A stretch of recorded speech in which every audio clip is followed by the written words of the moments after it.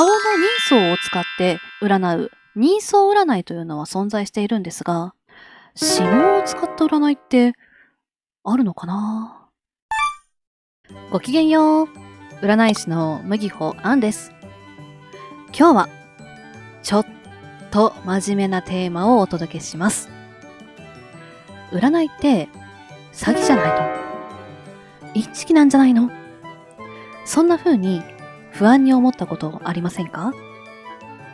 実は占いって本当に便利で楽しいツールではあるんですけれども、残念ながら詐欺まがいの手口に使われてしまうこともあります。今回は怪しい占いの見極めポイント3選。なぜ占いが詐欺に使われやすいのか、どんな手口があるのか、本当に安心できる占い師の見つけ方などを分かりやすく丁寧にお話ししていきます。最後には不安な時の相談先も紹介しますので、ぜひ最後まで見てくださいね。なぜ占いは詐欺に使われやすいのでしょうか？これは占いの顧客に不安な人が集まりやすいからというのが理由として挙げられます。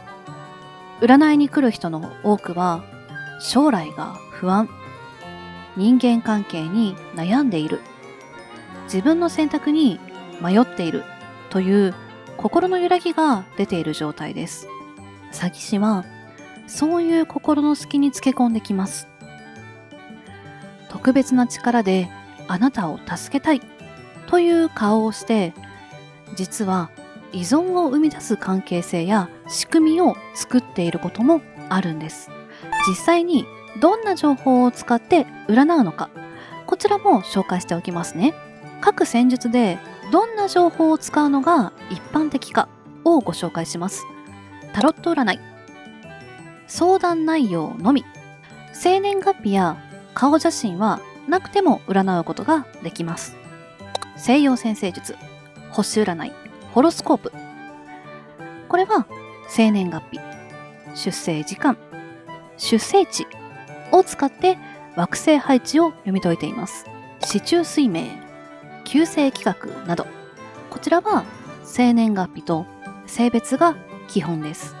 そして手相占い、実際に手の画像や対面で観察をして占います。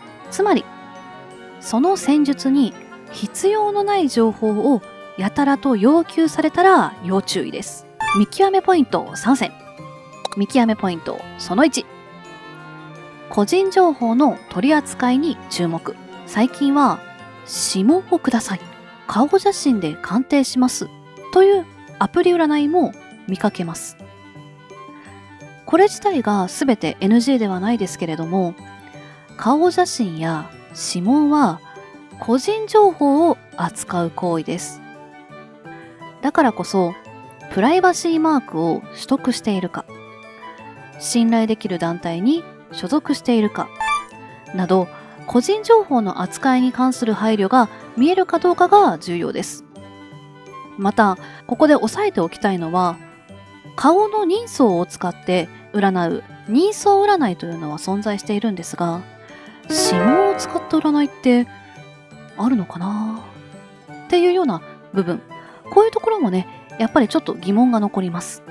見極めポイントその2、〇〇ペイだけの支払いは注意、ペイペイしか使えませんとか、 LINEPay の送金のみでお願いします、こういった占いサービスにも注意が必要です。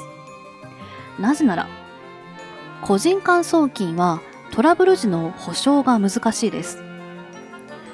各サービスの規約違反になっている場合もあります。本当に安心してやり取りをしたいなら、信頼できる決済用サービスを使っているかを確認すると良いかと思います。見極めポイントその3、特定商取引法の表示がない占いは危険です。もしかしたらこれが一番大事かもしれません。ネットで商品やサービスを提供する場合、特定商取引法に基づく表示が義務付けられています。載せているべき情報は事業者の名前、連絡先、返品やキャンセルのルールなどです。これがないまま販売している人は法令違反の可能性も。その時点でちょっと距離を置いた方が安心ですよね。ここで麦穂が実際に行っている対策を少しだけご紹介します。商工会議所に所属をして定期的に法務相談を受けています。また特定商取引法に基づく表示をきちんと整備しています。国産の安心な決済用サービスを採用しています。そしてプライバシーポリシーも明示をしております。占いは信頼で成り立つ世界だからこそ、麦穂は安心できる場所であることを何より大事にしています。もしかして詐欺かもと思ったら、少しでもこれ怪しいかもと思った時にはすぐに消費者センターに相談しましょう。消費者ホットラインいやや188ですね。ここに相談をすると、これは詐欺かどうか、法的にどう対処すればいいのかを冷静にアドバイスしてくれますよ。もし話すのが苦手だなという方は、自分に起きたことを箇条書きでメモにしておいて電話をかけるようにしておけると安心ですね。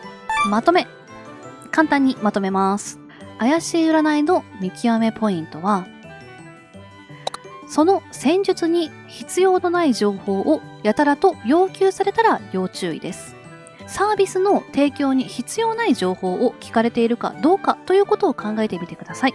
個人情報の取り扱いに注目しましょう。〇〇ペイだけの支払いは注意が必要です。最後に、ネットでの商品の購入に関しては、特定商取引法の表示が義務付けられています。この表示がない占いは危険です。占いは本来、自分を知るためのツールだったり、心を軽くするヒントが得られるものです。ルールを守らない取引は避けてください。麦穂庵はこれからも安心してもらえるように、丁寧に正しく法令遵守で活動していきます。応援してくれる方はぜひチャンネル登録と高評価ボタンもお願いします。このチャンネルでは、今日をちょっといい日にするをテーマに配信活動をしています。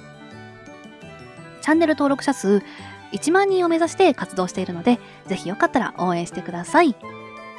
それではまた次の動画でお会いしましょう。またね。